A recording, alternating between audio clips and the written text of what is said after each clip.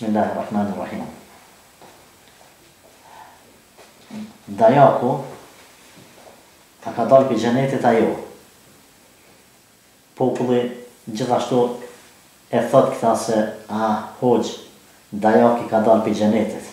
E kanë për qëllim domosdoshmë me rrej fëmijët ose gratë ose njerëzit e caktuar që kur s'marrin vesh, mshoj dajak edhe dajaku ka dalë për xhenetit.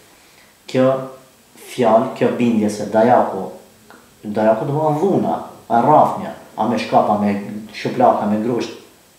Dhuna pas ka dalë për xhenetit. Kjo nuk është e vërtetë. Kjo nuk është e vërtetë se nuk e mbron asnjë argument fetar, as ajet as hadith.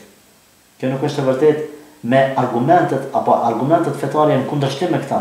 Për arsye se Allahu xhaleshanu ka treguar se aty ka veç mirësi, nuk ka dhunë, nuk ka dajak, nuk ka trahura, nuk ka dhimbje. E nëse do të ishte e vërtetë që me dalë dajaku dhimbja edhe forca, domethënë e rrafjes edhe e lëndimit për xhenetit, ata po vjen kundërshtim me argumentet e sakta që e thonë të kundërtën, sa aty vetë qetësi edhe rahati ka. Gjithashtu dikush argumentohet për dhunën të cilën ja u bën fëmijëve ose bashortës, apo dajaku ka dalë për xhenetit duhet më rrej. Nuk është edhe kjo e vërtetë. Po, disa pika duhet t'i veçojmë apo t'i sqarojmë pak më detajisht.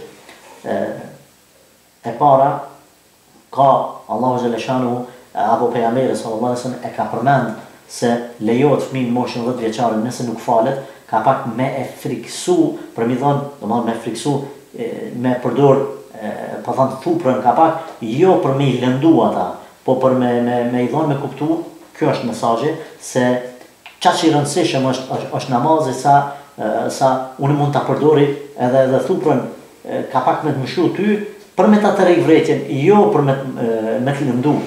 Kjo, gjithashtu, ka ajet kuranor ku Allahu xhaleshanu ka përmendur se nëse bashortët nuk ndëgjojnë, një prej strategjive për me u kthy domethënë bashortja në rrugë drejt, është domethënë që edhe me i mshu asaj, me rraf domethënë atë.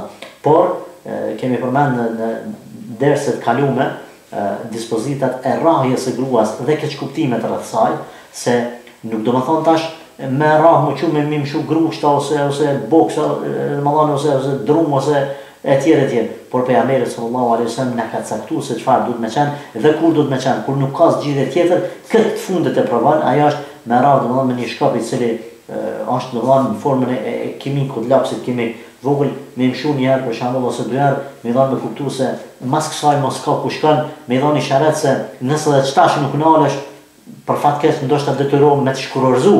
Se pejgamberi sallallahu alaihi wasallam pashtu e ka ndaluar me i mshu në fytyrë, me i mshu në pjesë të trupit, në lëkurë ku shihet domethënë fytyra, krahët ose durt para të afërmit vet, po në vende ku nuk duket domethënë në trup dikon, në atë formë pak se pejgamberi alaihi wasallam ka thonë habite me një njeri si mund ta rrah gruën e vet brutalisht, pastaj t'i afrohet në mbrëmje, domethënë në dhomën e saj ose në dhomën e tij. Andaj nuk është kështu mënyrë kallop me Omar se jo lejohet ti po thuaj s'ka dalë për xhenetit lejohet. Edhe një pikë tjetër. Është e vërtetë se ka gjëra të cilat nuk bëhen ndryshe vetë se me forcë, po ka thënë një dietar islam Ibn Taymija rahmetullahi alayhi se ma la yuslah apo yasluhu bil Quran yuslahu bis sultan. Çka s'mund me nërreq me Kur'an e nërreq me sultan, me pushtet. Po kjo nuk do të thonë që me dhunë, nuk ka qëllimi do të thonë me përdor veç dajakun, dhunën, e më argumentu se ka dalë dajaku për xhenet. Po është për qëllim se çka se nërreq me mirë kuptim, me të kuptu vetë njerëzit, me lanë për qef, me lanë nga friga e Zotit, me lanë nga respekti të tjerëve, një haram të caktuar, një të keqe, atër çka e lënë nga friga e ligjit, se ligji dënon. Nësaj se lënë vjedhjen, se lënë vrasjen, se ka friga Allahun, atër ka me lanë vrasjen se ka frikë burgun. Domethënë çka s'mund është me nërreq me Kur'an, e nërreq me pushtet, e nërreq me ai që s'ngon me Kur'an ka me ngu me duke nënshtruar ligjeve edhe rregullave të shtetit ose të pushtetit. Andaj këto domethënë nuk duhet mi përzim me faktin se a ka dalë dajaku për xhenetit, jo nuk ka dalë dhe kjo nuk është e vërtetë. Lutë Allah na zgjidh që ta bëjmë për atyre që saktë kuptojmë fen, edhe ato që s'janë prej saj i largojmë, nuk fusim ajo e cila mund ta degradoj thjesht fen edhe nuk është në dobinë e Islamit as muslimanëve, si në fillim ashton fat edhe në barem të gjitha falëndrimet janë vetëm për Allahun, deri në pjesën apo emisionin tjetër. Selamu alaikum wa rahmatullahi wa barakatuh.